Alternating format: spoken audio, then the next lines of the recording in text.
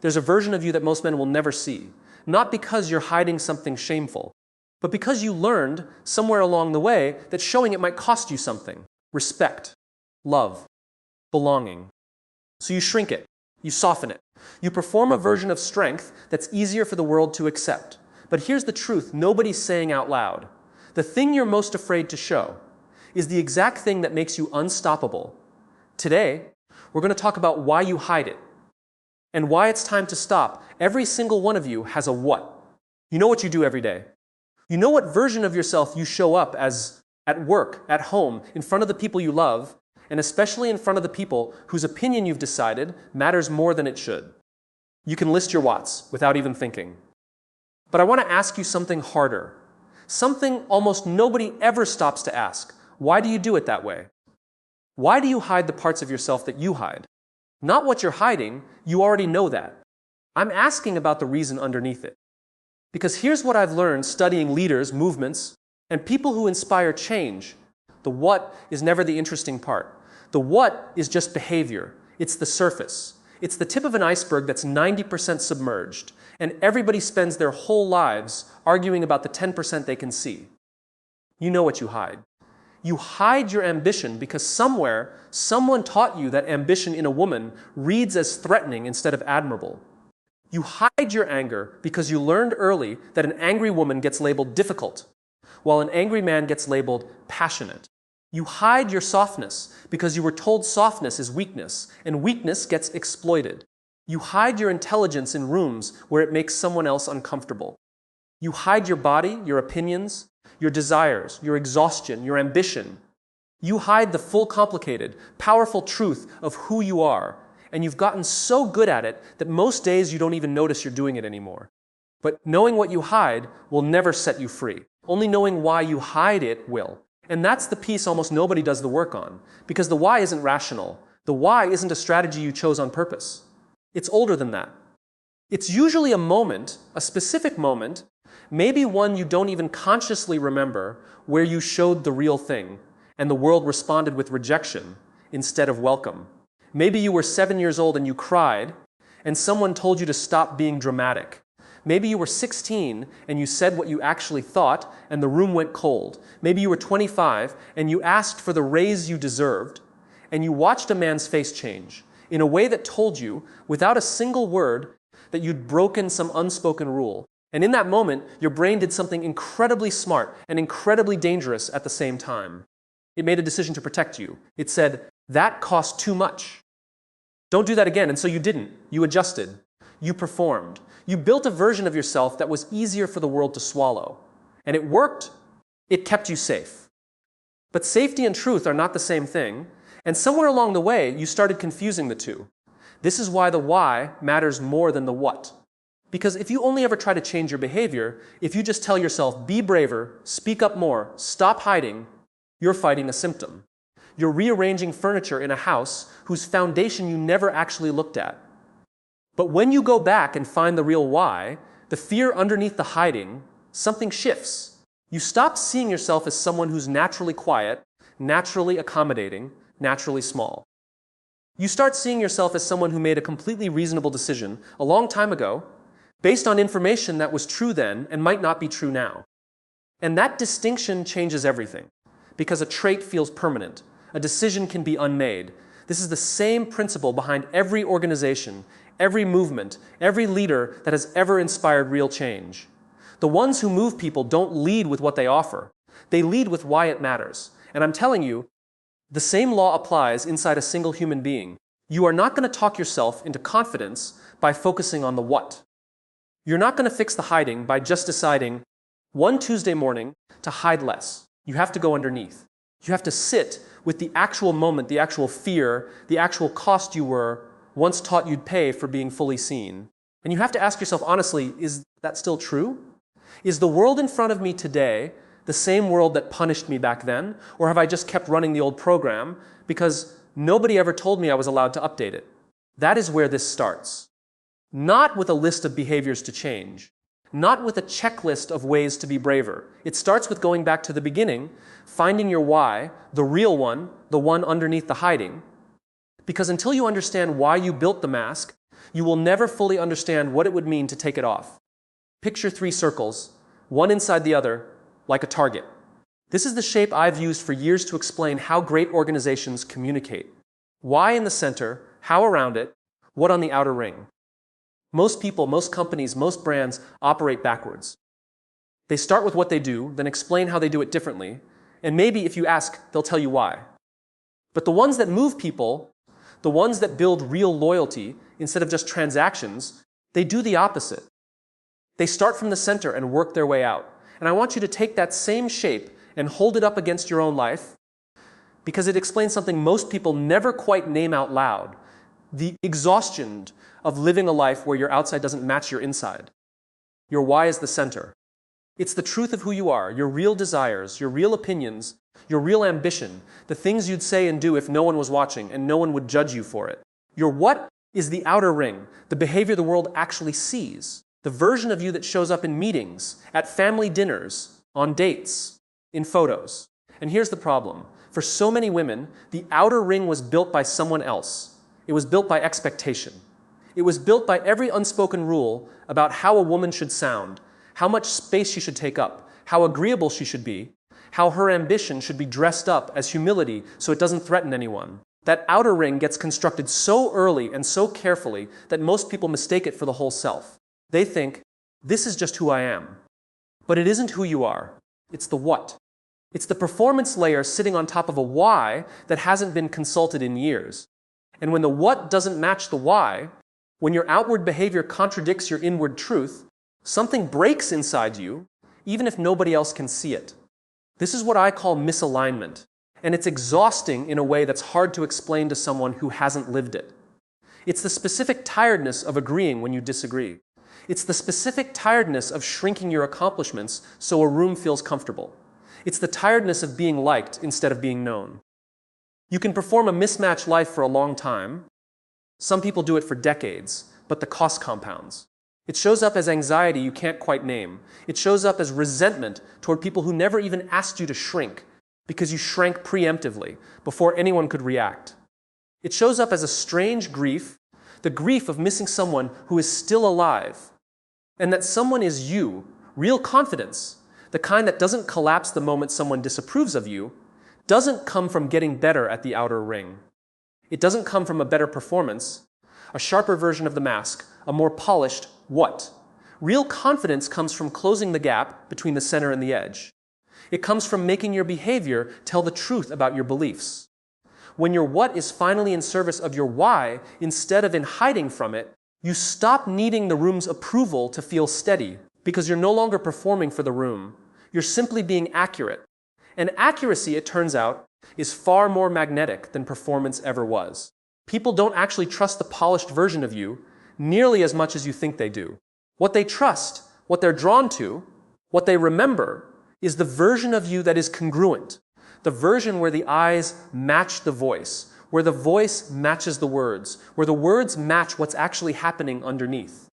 This is why so many women describe a strange kind of relief the first time they say the true thing out loud instead of the safe thing, the ambitious thing instead of the modest thing, the angry thing instead of the composed thing.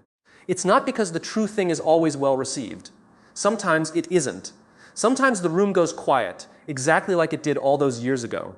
But the relief comes from something else entirely, the relief of finally being the same person on the inside and the outside. The relief of not managing two versions of yourself at once. That is alignment. That is what the Golden Circle really teaches.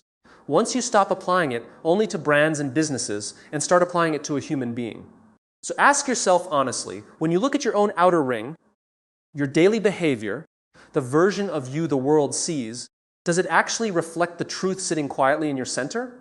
Or have you spent so many years building a what that pleases everyone else that you've lost track of the why underneath it?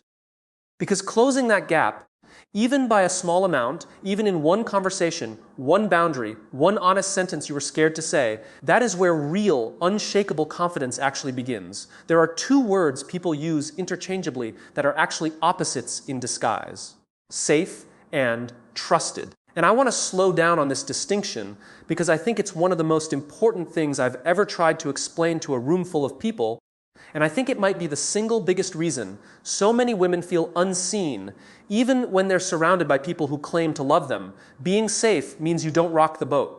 It means you're predictable, agreeable, non-threatening.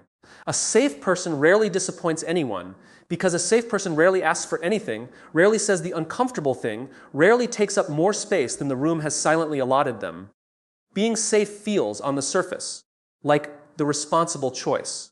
It feels like the mature choice. It feels like something you're doing for other people, protecting their comfort, keeping the peace, making sure nobody has to deal with the inconvenient, complicated, real version of you. But here's the part almost nobody says out loud. Safety is not the same thing as trust. In fact, in a lot of relationships, safety is quietly eroding trust the entire time, and nobody notices until the damage is already done. Trust isn't built by being agreeable. Trust is built by being predictable in a different way, not predictably pleasant, but predictably honest. Trust is built when people know that what you say is what you actually think, that what you show is what's actually happening underneath, that you won't quietly resent them later for something you agreed to now, just to avoid conflict in the moment. A person who is safe in the way I'm describing, soft, agreeable, careful never to disturb anyone, is often, paradoxically, one of the hardest people to actually trust. Because the people around her can never be fully sure they're getting the truth. They sense, even if they can't articulate it, that there's a filtered version being presented to them, and somewhere underneath that filter is a real reaction they're not being given access to. And people feel that gap, even when it's never named. It creates distance disguised as harmony. This matters enormously for how so many women learn to move through the world. You were taught, in 1,000 small ways, that being safe was your job. Don't make him uncomfortable. Don't embarrass yourself. Don't be too much. Don't say the thing that might create tension. And so you became excellent at safety. You became fluent in reading a room and adjusting yourself to keep it calm. But calm is not the same thing as close. Agreeable is not the same thing as known. And somewhere along the way, a lot of women wake up in relationships, friendships, careers, surrounded by people who would describe them as easy or low maintenance or so nice to be around, and yet they feel profoundly, achingly unknown by every single one of those people. That is the cost of choosing safety over trust for long enough.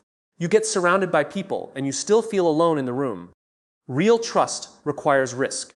It requires the possibility of disappointing someone, disagreeing with someone, disrupting a comfortable dynamic, because the truth mattered more than the comfort. This is uncomfortable to hear, because it sounds like I'm telling you to create conflict. I'm not. I'm telling you that the version of you that never creates any friction at all is very likely a version that isn't being fully honest, and other people can sense that even when they can't explain why something feels slightly hollow. The women who are the most deeply trusted in my experience, trusted by partners, trusted by teams, trusted by rooms full of strangers, are almost never the ones who worked the hardest to be liked. They're the ones who were willing to be disliked occasionally in service of being real. There is a very specific kind of respect that only gets earned once someone has seen you disagree, seen you hold a boundary, seen you say the harder true thing instead of the easier false one, and stayed anyway. So I want you to look at the relationships in your life and ask a very uncomfortable question. Are you safe in them or are you trusted in them? Are people close to you because they know the whole truth of who you are, or are they close to a curated, careful, non-threatening version you've been managing for their comfort?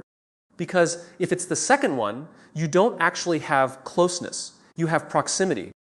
And proximity without trust will never fill the part of you that's been quietly starving to be fully known. The good news is that trust can be built the same way it's always built. One honest, slightly risky moment at a time, not by becoming harder or colder or combative, just by finally telling the truth, even when it costs you the comfort of being safe.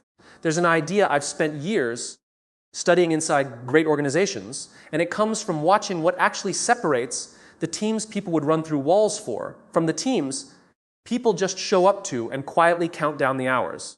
The idea is simple to say and hard to live.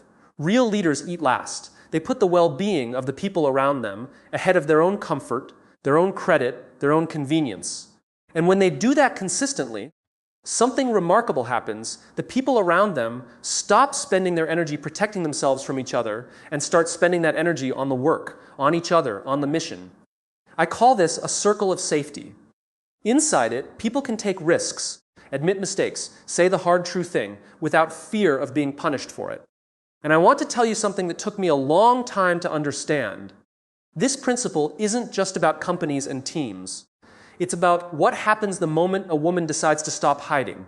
Here's what nobody tells you about courage. It was never meant to be a solo act. When you finally say the true thing in a room that's used to your silence, when you finally show the ambition you've spent years disguising as modesty, when you finally stop performing agreeable and start being honest, you are not just changing your own life. You are quietly redrawing the boundaries of what's acceptable for every single person watching you. And in almost every room, someone is watching. There is always another woman sitting a few seats away, or a few years behind, who has been waiting. Not for permission exactly, because permission was never actually required, but for proof. Proof that it's survivable. Proof that the sky doesn't fall. Proof that someone can say the uncomfortable true thing and still be standing, still be respected, still be loved at the end of it. You have no idea how many people are calibrating their own courage against yours. This is why I say the fearless don't just protect themselves. They build a circle of safety around everyone else too, whether they mean to or not. Think about the last time you watched someone else do something brave. Not performative brave, not brave for an audience, genuinely brave. Someone who disagreed with the room. Someone who set a boundary everyone expected her to swallow. Someone who said no, without the apology tucked in front of it. Think about what that did to you in that moment. It didn't just impress you. It gave you data. It told your nervous system, quietly and powerfully, that the thing you'd been told was dangerous might not be as dangerous as you'd believed. That's the mechanism. That's how courage spreads. Not through inspiration in the abstract, but through proof, delivered by a real person, in a real room, at a real cost. And this is exactly why hiding is never as private as it feels. When you shrink yourself to keep the peace, you're not just making a quiet personal choice that only affects you. You're also, without meaning to, reinforcing the idea to everyone watching that shrinking is what's required. Every time a talented woman stays quiet in the meeting rather than challenge the room, the young woman watching her learns a lesson about what's expected, even though nobody said a word. This isn't guilt. I'm not telling you that you're responsible for every other woman's confidence. I'm telling you something more hopeful than that. I'm telling you that your courage is not a private resource. It's a public good. Every time you choose truth over performance, you are lowering the cost of that choice for the next woman who has to make it. This is what a circle of safety actually looks like among women who choose to stop hiding together. Not a group where everyone agrees on everything, but a group where the truth is allowed to exist out loud. Where ambition doesn't have to be apologized for. Where anger doesn't have to be softened into something more palatable before it's spoken. Where one woman's honesty doesn't threaten another's, but instead gives her room to breathe a little easier, stand a little straighter, risk a little more. That circle doesn't get built through some grand announcement. It gets built one honest moment at a time, the same way trust gets built. Quietly, inconsistently at first, then with more confidence, until eventually it becomes the norm instead of the exception. So when you consider the cost of finally being fully seen, I want you to also consider the cost of continuing to hide, not just to you, but to everyone standing close enough to be watching. Somebody, right now, is taking their cues about what's allowed from what you do. Somebody is deciding whether ambition is safe to show, whether anger is survivable to express, whether the true, complicated, powerful version of a woman can exist in public and still be respected, based entirely on what they see you choose. That is not pressure. That is opportunity. Because the moment you decide to stop eating last in your own life and finally feed the truth of who you are not being selfish. You are opening a door that someone else has been standing in front of, afraid to knock. There are two kinds of games in this world, and almost nobody stops to notice which one they're actually playing. A finite game has known players, fixed rules, and a clear endpoint. Someone wins, someone loses, the game ends, and everyone goes home. An infinite game is different. The players change, the rules can shift, and there is no finish line, because the entire point isn't to win. The point is to keep playing, to keep the game itself alive for as long as possible. Most of the suffering I've watched people carry comes from a simple, invisible mistake, playing an infinite game with a finite mindset. And I don't think there's a clearer example of this mistake than the way so many women have been taught to approach the question of when it's finally safe to be themselves. Somewhere along the way, most of you built a quiet, unspoken belief, a kind of internal finish line. Once I get the promotion, then I'll speak up. Once I lose the weight, then I'll stop apologizing for taking up space. Once I'm respected enough, established enough, secure enough, then I'll finally show the real version of who I am. It feels reasonable. It feels strategic, even. But it's built on a finite game assumption, the idea that there's a moment coming where the game ends, where the scoring stops, where you finally cross a line and the world hands you permission to stop performing. I have to tell you something that might be hard to hear. That day does not come. There is no finish line waiting for you on the other side of enough achievement, enough approval, enough proof. The goalposts move because they were never fixed in the first place. The people who decide what's acceptable for a woman to express are not a panel with a rule book. They're an ever-shifting audience, and audiences don't hand out permanent permission slips. If you wait for the finite game to end before you allow yourself to be fully real, you will wait your entire life because you're standing at a finish line that was drawn on a game that was never designed to have one. This is why I keep coming back to the infinite mindset. In an infinite game, you don't measure yourself against whether you won today, whether the room approved of you, whether you were liked, whether the meeting went smoothly. You measure yourself against something much more durable. Are you still in the game? Are you still standing, still true to yourself, still capable of showing up as you tomorrow the way you did today? The goal shifts from winning moments to sustaining a life you can actually recognize as your own for decades, not just for the length of one conversation or one approval-seeking performance. And once you shift into that mindset, something changes in how you handle rejection. A finite player who gets a cold reaction in a room experiences it as a loss. Game over, I failed, retreat, hide again next time. An infinite player experiences the exact same cold reaction completely differently, as one moment in one round of a much longer game that is still very much being played. The sting is still real. I'm not telling you it doesn't hurt, but it stops being a verdict on your worth and starts being simply weather, something that passed through, not something that defines the whole forecast. This matters enormously for the specific fear we started with, the fear of being fully seen. Because if you're playing a finite game, every act of honesty feels like a high-stakes gamble. Show your ambition, and if the room reacts badly, you've lost permanently, and now you retreat into hiding for good. But if you're playing an infinite game, one uncomfortable reaction is not a final scoreboard. It's data. It's one round. There will be another room, another conversation, another chance to say the true thing again, and again, and again, until saying it stops costing you anything at all. Not because the world changed on its own, but because you stayed in the game long enough to change what the game expected of you. Infinite players don't need every round to go well. They just need to keep showing up as themselves, round after round, because the actual win condition was never approval. The win condition was staying true long enough that truth simply became who you are, undeniably, unmistakably, whether or not any particular room claps for it. This is also why legacy matters more than approval. A finite game ends with you winning or losing today. An infinite game ends with something outlasting you entirely.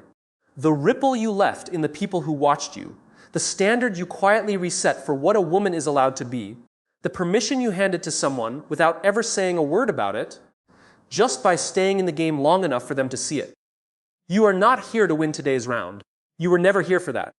You are here to keep playing, honestly, for as long as you're given, and to understand, finally, that the fear that's kept you hiding was built for a game with a finish line that was never actually there.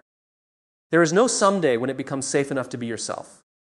There is only today's round, and the choice, once again, to play it as the truth instead of the performance.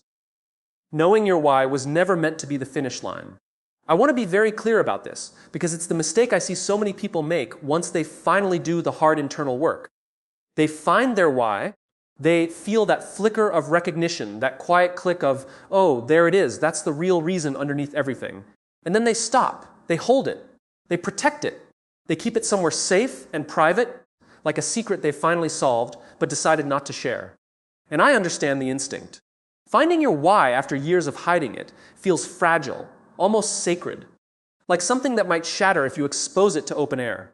But a why that stays sealed inside you was never actually found. It was only located. There's a difference. And that difference is the entire reason so many people do years of self-reflection and still feel exactly as stuck as they did before they started. A why is not a private possession. It's a signal. And a signal that never gets transmitted might as well not exist to anyone but you. Think about every person who has ever changed the direction of your life with something they said. A teacher, a mentor, a stranger at exactly the right moment. Their why didn't move you because they privately knew it. It moved you because they said it out loud in a room where you could hear it. If they had kept it inside, polished it in private, understood it deeply, but never spoken it, you would never have been touched by it at all. The impact was never in the knowing. The impact was in the saying. This is the part that gets skipped. And I think it's skipped because saying your why out loud is genuinely the scariest part of the whole process. Knowing your truth in the privacy of your own reflection costs you nothing. Nobody can reject a truth you've never spoken. Nobody can flinch at an ambition you've never voiced, roll their eyes at an opinion you've never shared, grow uncomfortable around an anger you've never let leave your mouth. As long as the why stays inside, it stays completely safe and completely useless. The moment you speak it, you lose that safety. You open yourself to a reaction you can't control. That's exactly why so many women get all the way to the edge of this. They do the work, they excavate the fear, they trace it back to the moment, they understand the mask and why they built it. And then they stand right at the doorway of finally saying the true thing out loud, and they stop. Because understanding your why in private feels like healing. Saying it in public feels like risk. And most people, quite reasonably, choose the version that doesn't cost them anything. But here's what I need you to sit with. The rooms where you were told not to speak are exactly the rooms that need to hear you the most. Not because those rooms deserve your truth, some of them don't, some of them never earned it, but because those are the rooms actively teaching the next generation what's permitted and what isn't. If you only ever say your true why in rooms that already agree with you, you're not expanding anything, you're just enjoying an echo. Real change, real movement, the kind that actually shifts what's considered acceptable for a woman to be, that only happens in the rooms where saying the true thing was never supposed to happen. The boardroom that expects you quiet. The family dinner that expects you agreeable. The relationship that has quietly assigned you the role of easy, low maintenance, undemanding. Those are the rooms your why was built for. Not because they'll necessarily applaud you, because they're the ones who need the update. And I want to say something honestly, because I don't think it helps anyone to pretend otherwise. Speaking your why out loud in those rooms will not always go well. Sometimes the room goes cold, exactly the way it did the first time. All those years ago, when you learned to hide in the first place. That is a real possibility, and I'm not going to stand here and promise you it isn't. But remember, you are not playing a finite game. One cold room is one round, not a verdict. And here's the thing that changes everything once you actually do it. Even in the rooms where it goes badly, something has shifted permanently. And it isn't reversible.